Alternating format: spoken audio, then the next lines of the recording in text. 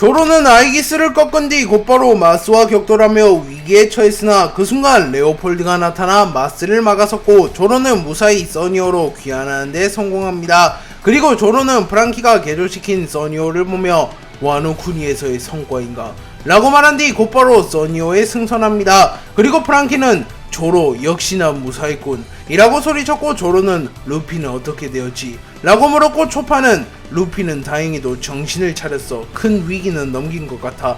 하지만 악마의 열매 능력이 발동되지 않는 부작용을 겪고 있어.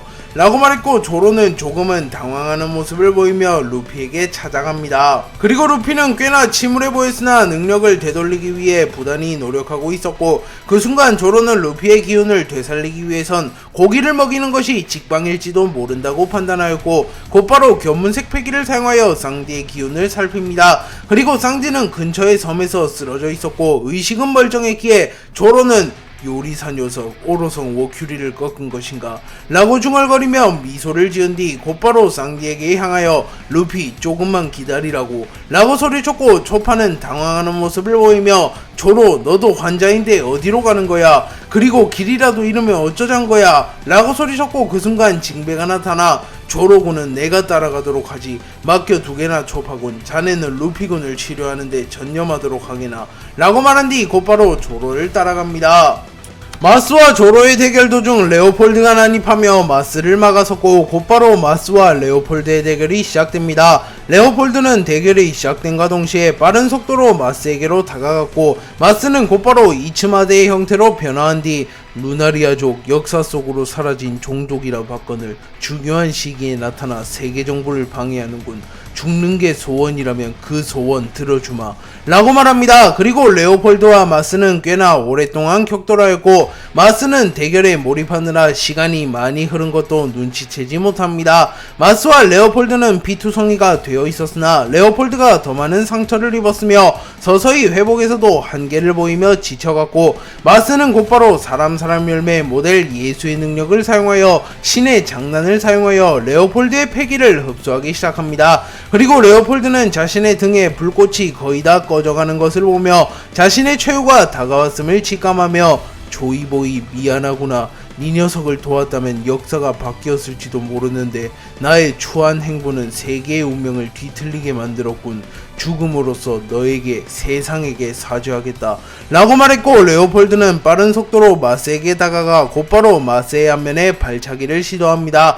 하지만 마스의 능력으로 인하여 레오폴드는 패기가 흡수된 상태였고 레오폴드의 발차기의 위력은 크게 감소하게 됩니다. 그리고 마스는 레오폴드의 발차기를 버텨낸 뒤 대금나수를 사용하여 거대한 손을 만들어낸 뒤 그대로 레오폴드를 땅에 내려 찍어버렸고 레오폴드는 피를 토해내며 지친 듯한 모습을 보입니다.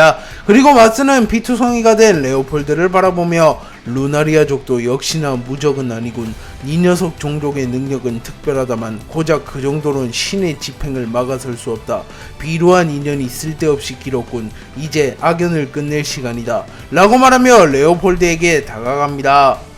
레오폴드는 루나리아족답게 오로성을 상대로도 오랫동안 버텨내는 모습을 보였으나 결국 회복에도 한계가 찾아왔고 루나리아족의 생명의 증표와도 다름없는 불꽃이 꺼져갑니다. 그리고 레오폴드는 사생결단의 각오로 최후의 합을 준비하려 합니다. 하지만 그 순간 레오폴드의 앞에 킹이 나타났고 킹은 조금은 놀란 듯한 표정을 지으며 루나리아족 또 다른 생존자가 있었던 건가 라고 말했고 레오폴드는 루나리아족이로군. 다행이야. 내가 죽어도 우리 종족의 의지는 끊어지지 않겠어 라고 말하며 미소를 지은 뒤 애송이 당장 이곳에서 벗어나라. 시간을 지체하면 자네의 목숨도 장담할 수 없다네 라고 말했고 킹은 당신은 누굽니까? 라고 물었고 레오폴드는 니놈의 먼 조상쯤 될 것 같군. 죽기 전 후손을 봤으니 여한이 없군 이라고 말합니다. 하지만 그 순간 마스는 곧바로 킹에게 다가가 예루살렘의 폭풍을 사용하여 곧바로 킹의 목숨을 앗아가려 합니다.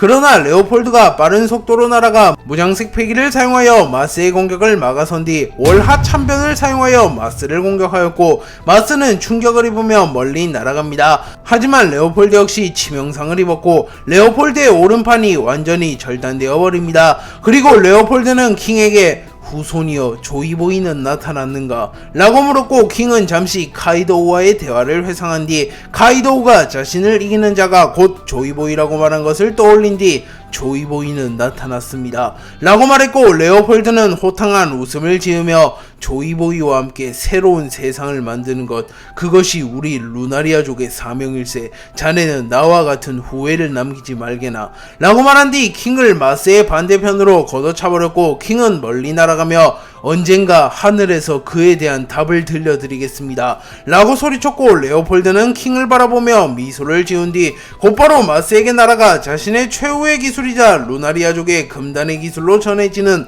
루나 레오틱 패셔블을 사용하였고 그 순간 레오폴드의 전신이 불타오르기 시작하였고 레오폴드는 전신의 힘을 끌어모아 마스에게 최후의 일격을 가했고 마스조차 치명상을 입으며 그대로 땅에 처박혀버렸고 마스는 복부에 깊은 상처가 남게 됩니다. 그리고 레오폴드는 곧바로 생명력을 다하며 쓰러졌고 레오폴드는 최후의 순간 바다에 빠지기 직전 하늘을 바라보며 조이보이 여명의 시간은 반드시 오지 않겠는가? 라고 말한 뒤 눈을 감습니다. 한편 마스는 바다에 빠지기 직전 이츠마데의 형태로 변한 뒤 우선은 근처의 선박에 착석하였고 공교롭게도 그 선박은 빈 선박이었습니다. 마스는 선박에 착석한 뒤 숨을 헐떡이며 레오폴드 녀석의 생명신호가 끊어졌군. 성가신 녀석이었어. 최후의 일격이 이토록 강력하다니.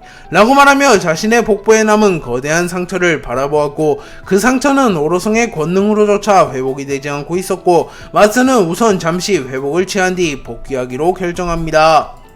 이문은 루피와의 대결에서 생명력을 무리하게 사용하였고 불로불사의 몸이었기에 수명이 줄거나 하는 페널티는 없었지만 오로성이 최종 페이지에 돌입한 뒤 며칠간 전투불능 상태에 빠지는 것과 마찬가지의 페널티를 안게 됩니다. 그리고 이무의 몸 상태는 거의 한계에 다다랐고 이무는 서서히 몸이 굳어가는 것을 느꼈고 아이기스는 이무의 페널티에 대해 누구보다 잘 알았기에 이문이 위험한 것 아닙니까? 라고 물었고 이무는 쥐새끼들 정도는 문제없다. 최대한 교전한 뒤 아발론 델피로 향한다. 그 후 우리의 계획에 따라 그 녀석을 부활시킨 뒤 완전한 의미의 세계 정보를 탄생시킨다. 라고 말했고 아이기스는 알겠습니다 이무님 이라고 말했고 그 순간 카이도우의 보로브레스가 아이기스에게 날아왔고 아이기스는 견문색 패기를 사용하여 이를 감지한 뒤 곧바로 카이도우의 보로브레스를 막아섭니다. 그리고 샹크스는 불주먹 혁명군의 젊은 2인자 우리 셋이서 임무를 맡도록 하지. 카이도우 빅맘 저 근위병을 맡아주시게나. 라고 말했고 카이도우는 우로로로로 빨간머리 누구에게 명령질이냐 라고 물었고 빅맘은 맘마 빨간머리 샹크스 록스가 생각나는데 카이도 저 말에 따르도록 하자고. 로저보단 록스에 가까운 저놈의 명령을 왠지 듣고 싶어졌거든 이라고 말했고 카이도는 빅맘의 의견을 존중해주며 샹크스의 명령을 듣기로 결정합니다. 그리고 샹크스는 미소를 지으며 빠른 속도로 이무에게로 돌진했고 그 뒤를 사보와 에이스가 뒤따릅니다. 그리고 카이도우와 빅맘은 아이기스를 향해 다가갔고 카이도우 빅맘의 근처에서 또 다른 강자가 그들을 돕기 위해 접근 중이었습니다. 티치는 세턴을 꺾는데 성공하며 세턴의 특수한 권능마저 흡수했고 신체 능력과 회복력이 크게 상승하게 됩니다. 또한 티치의 이질적인 기운은 이무의 권능조차 무시하며 이무는 세턴으로부터 빼앗은 티치의 특수한 권능을 회수하지 못합니다. 그리고 티치는 만족한 듯한 웃음을 지으며 제하하하하 오로성의 힘을 얻은 나는 무적이다. 밀짚모자 이무 놈들을 쳐부수고 나의 세상을 만든다. 라고 소리쳤고 아오키즈는 세계 정보의 왕이 존재했다니 충격이군. 솔직히 베가펑크의 방송을 보았을 때도 믿지 못했다. 내가 해군에 있던 시절에도 그런 존재에 대해 알려진 바는 없었는데 라고 말했고 시키는 지하하하 해군은 어차피 세계 정보의 노예 아닌가. 노예 따위가 주인의 정체를 알 리가 없지. 쿠잔 너도 다행이다 생각해라. 해적이 되어 니놈이 말하던 자유를 손에 넣었으니 라고 말합니다. 그리고 세계 정보를 배신하며 검은 수염의 약단에 합류한 퀘이사는 역시 니놈을 선택하건 틀리지 않았군. 마샬디 티치 야망 있고 능력 있는 녀석은 언제나 세계를 뒤흔든다.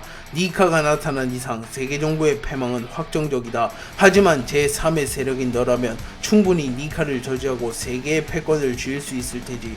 라고 말했고 티치는 미소를 지으며 제하하하하 꽤나 힘든 싸움이었다고. 오로성 세턴 괜히 세계 정보 최후의 전력으로 불리는 남자가 아니었어. 라고 말합니다.